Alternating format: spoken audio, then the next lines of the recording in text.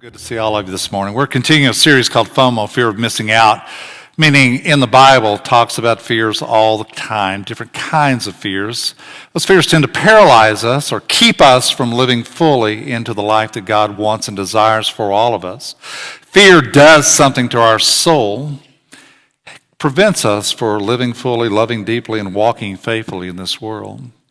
We'll be talking about the fear of failure, which ought to resonate with every single one of us, because if you've not experienced it, you will. Every single one of us fails in some endeavor, and that fear of failure is very real. Before we get into the passage, I also want to just reiterate what you heard on the video announcements.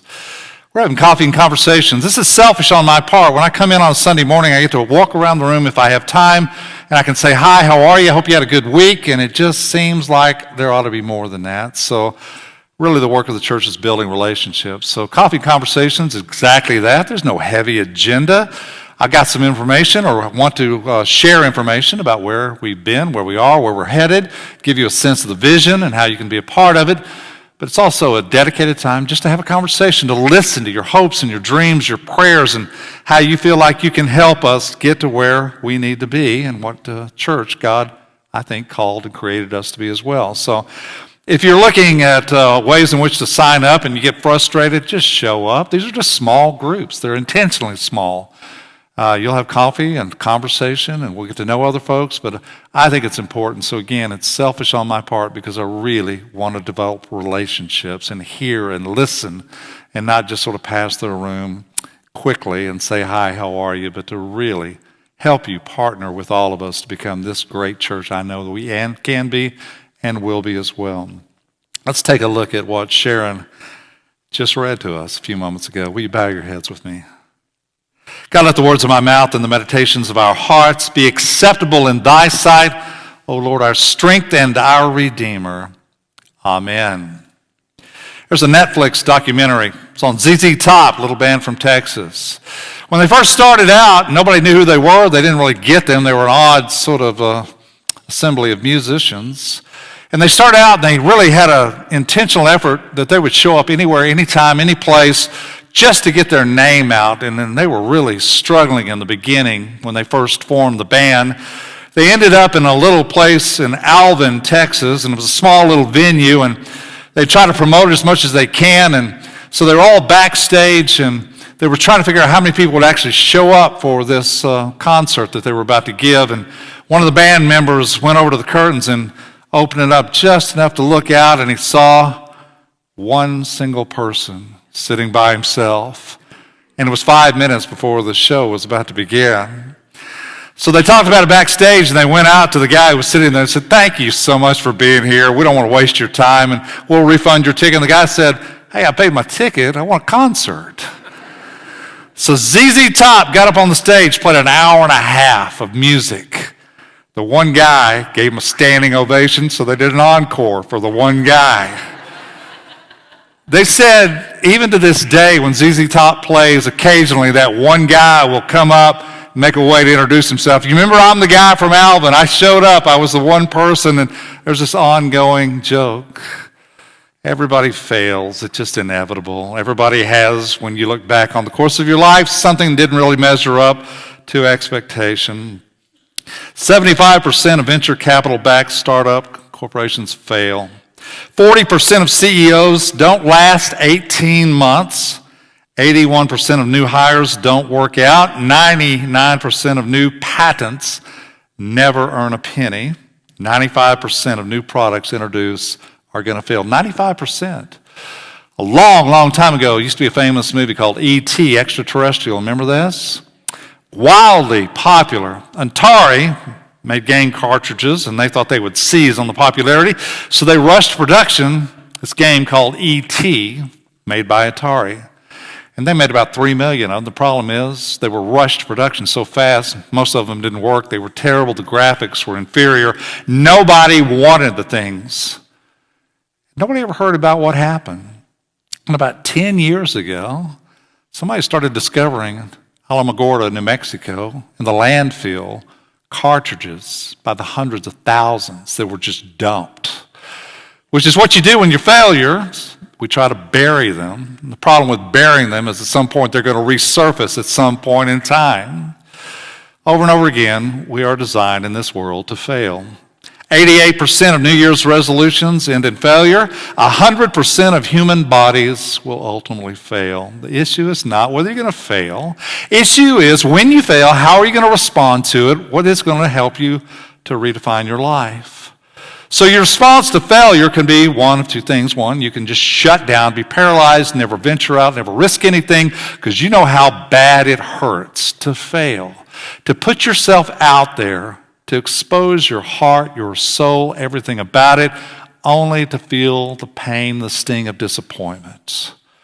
Or you can do what the Bible talks about, to take your failure to help redefine your own life. If I'm not what it was before, who am I to be going forward? It's to redefine it. It's also discover resiliency, that you're actually stronger and more resilient than you ever knew. Last is simply to reconstruct a new life, meaning it's an opportunity. It's not just a disaster that ends with pain and disappointment. So that's now part of your life. What are you going to do to reconstruct a life so that you can move forward, grow from it, learn from it? It's a great book by Jessica Leahy called The Gift of Failure. And every parent ought to pick up this book because it tells you exactly kind of what we've known. Is that parents have gone through this incredible phase of doing everything they can to make sure that no child of theirs ever fails. So if there's a bad grade, they intervene on the behalf of the student to the teacher. If the coach doesn't give them playing time, they go to the coach. They don't want any child of theirs to ever feel failure or the pain or disappointment of loss. And they never make sure, or they always make sure, that their children are always in a safe place. They never risk anything, never do anything. They're always going to be set up to succeed, and they never fail. She tells the obvious. The problem is we do a great job of teaching our kids how to succeed. We do a terrible job of teaching them how to fail, and they are going to fail. They will fail. We all fail. We know that. And it becomes such a shock to somebody who's never, ever failed in their life for the first time, who was ill-prepared, how to respond to it and what to do with it. It's the gift of failure. We got to teach our kids how to fail and to tell them that you're going to fail in a way that's going to help protect their hearts, but also help them not to give up. Got a good friend of mine who, his youngest son, with A&M, he graduated from high school, was on the state championship football team, all academic, all honors, everything. Just an incredible young man. Shows up to A&M, and his father looks at him and he says, look over, everybody around you at A&M, nobody cares what you did in high school. They really don't. No, it doesn't matter what you've done. You have to earn their respect from day one. You can't walk in here thinking that you're something special for that reason. So we all fail. Question is, what do we fail at? How did you fail? Who did you fail? If it's not another person, it may have been yourself. And what does it teach you about God and about your life? Did it paralyze you or did it free you? Are you stuck there because you can't let go of it and you keep holding on to it because it scared you to death? Or did it actually change you for the better? So God is in the business of using people who have failed. Just look at it. Abraham lies twice, at least, that we know of. Over and over again, Jacob deceives his own father and his brother for his inheritance. David sins with Bathsheba. Disciples, they all abandon Jesus, and even after the resurrection, doubt that he's really come back to life. Peter denies Jesus. Mark bails out on the first missionary journey. Every chapter of every book includes some level of failure. People who did not reach what they thought they would, or to do the things that they were expected. The story of Moses is this story of disappointment and failure because he's set up to do something that he considers to be impossible. When Sharon reads, it's almost comical when you hear this dialogue between Moses and God because God is saying, Moses, you, yes, you, want you to lead the people out of Egypt into the wilderness and all the way to the promised land. And his first reaction is, oh God, please, not me, anybody but me. And he goes through this litmus test over and over again. And he has this defense that we use in our own life, and it's this microcosm of what we do in our own response to something that we don't want to take on because we're so afraid of failing. What does Moses do? One, I'm not good enough. I'm not up to the task. God, surely you can't. Of all the people in the world, why would you choose and pick me? Listen to what he says. Who am I that I should go to Pharaoh, that I should bring the children of Israel out of Egypt? I'm not good enough. I'm not the right person. Surely somebody else is better equipped. And God doesn't have anything to do with that. He goes on. Second excuse, I don't have all the answers. You're telling me to do something. I don't even know what to do. I wouldn't even know what to do or what to say. Then Moses says to God, indeed, when I come to the children of Israel, say to them, God of your fathers has sent me to you, and they say to me, what's his name? What shall I say to them? Meaning, I don't even know who you are or what you want. I don't even know how to explain to them. They're not going to believe me. Moses answers, but suppose they will not believe me to listen to my voice. Suppose they say the Lord has not appeared to you. Oh God, they're going to think I'm making this up. I can't do this. I have zero credibility. And God still will not have any of the excuses. So what does Moses do? I'm a terrible public speaker. Moses said to the Lord, oh my Lord, I'm not eloquent, neither before nor since you have spoken to your servant, but I am slow of speech and slow of tongue. I've used this excuse in my own walk with God. When I felt God calling me to the ministry, I'm an introvert. I don't like to get in front of anybody. Why would you pick me? Why would I be chosen? I'm not really eloquent. The reason I give that little prayer, let the words of my mouth, it's to calm me down and say, God, I'm not fit for this job. I can't do this without you. So if you will, just be in me and with me. Let my words be your words. Let my spirit be your spirit. It takes it away from me, because there are times when I stand before you, open up the Bible and think to myself, who are you, Ben Disney, to try to bring the word of God to God's people? And the answer is you're a nobody. But with God's help, you can do this. And then he finally goes on to say, I'm really not even qualified. But he said, oh Lord, please send by the hand of whomever else you may send, which is a shortened version of, God, please, anybody but me, do not make me do this. Sometimes we look back on our failures and we have a chance with some perspective to look back. But it requires you to go back and not to live in that moment or hold on to it forever. I saw an interview with Michael Lewis, who is a great author, wrote Liar's Poker and Moneyball, if you've ever seen it. And when he graduated from college, all of his family and all of his colleagues went on to be Wall Street brokers. And he did that because that's what he thought he was supposed to do, got a degree, went over there to make a lot of money. He knew immediately when he was there it was the most miserable thing, bad choice, but he didn't know how to get out of it because that's what everybody told him to do. Michael, you're smart, got a good degree, go to Wall Street, make a lot of money. And he was just miserable. And somehow somebody gave him a chance to write an op-ed for the newspaper. And he was working at Solomon Brothers, and he writes in this op-ed, Wall Street brokers make way too much money and Wall Street is corrupt. How do you think that went well with his own supervisors? So they called him in his office, and to no one's surprise, they fired him. And he said he walked out of the room, and it was the biggest relief he'd ever felt, because he was now free to do what he really wanted to do, which is to write. And it wouldn't have happened had he not failed in it. You failed in something, and you look back on, you realize it took you in a different direction. As painful as it was, maybe you found out something about yourself or about the God who helped you through it.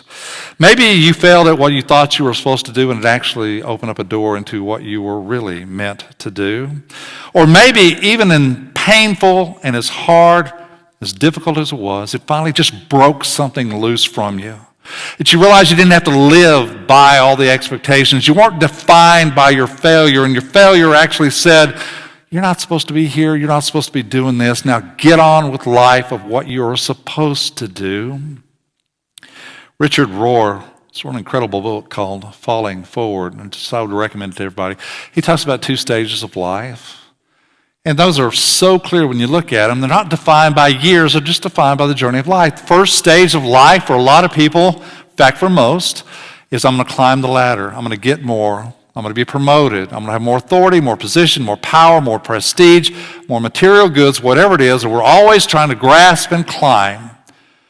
And then he says the second half of life begins with a failure. When you hit a wall and you realize there's got to be more to life than this, or you hit a wall and say, I can't do this anymore. I have been an imposter. I'm a fake. If they only knew what I really was, they would not allow me to do this.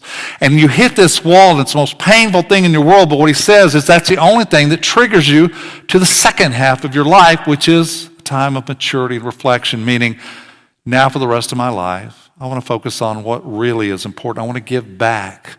I want to love. I want to build relationships. I want to do the things that I should have always done, but I neglected it because I was on such a track to make sure I had everything I wanted.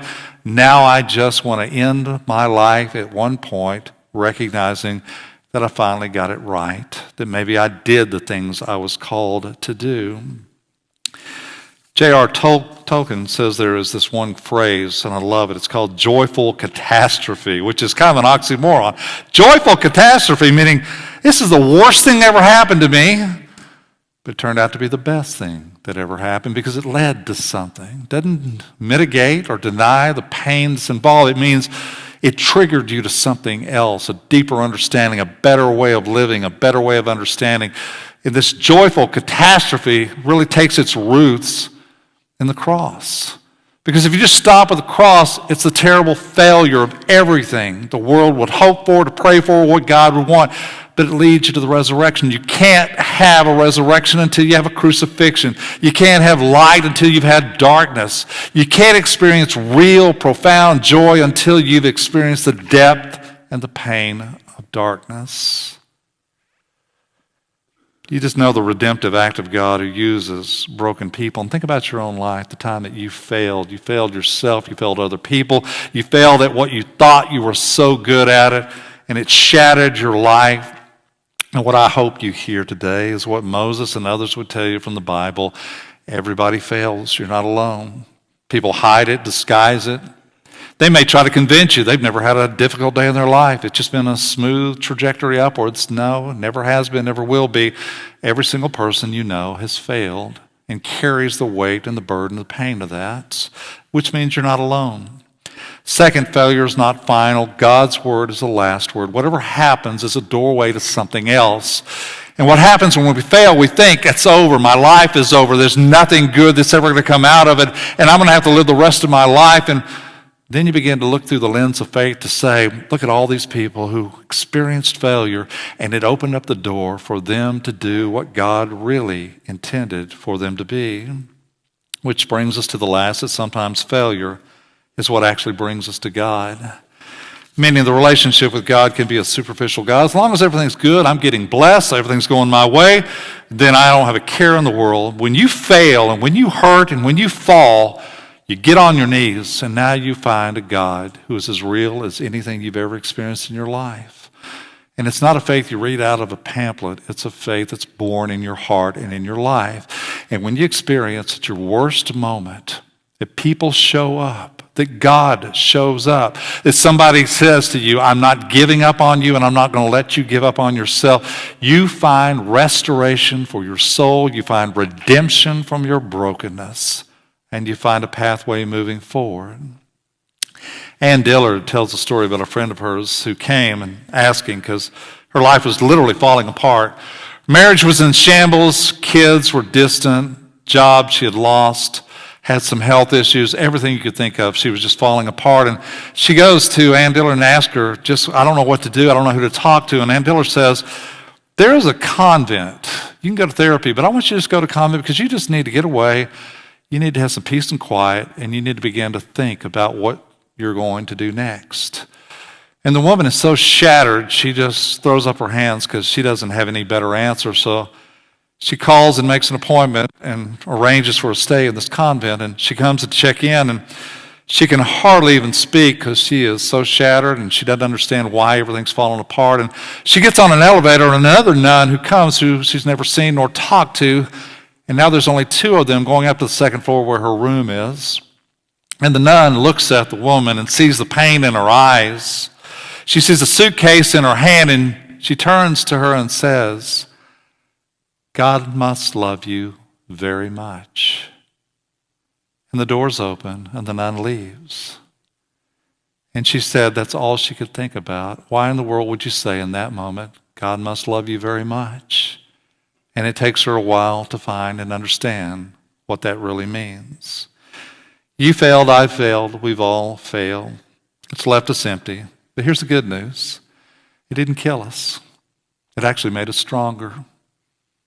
We lived through it, and we found our way on the other side because of the grace of God and the love of friends and family and people who would not give up on us.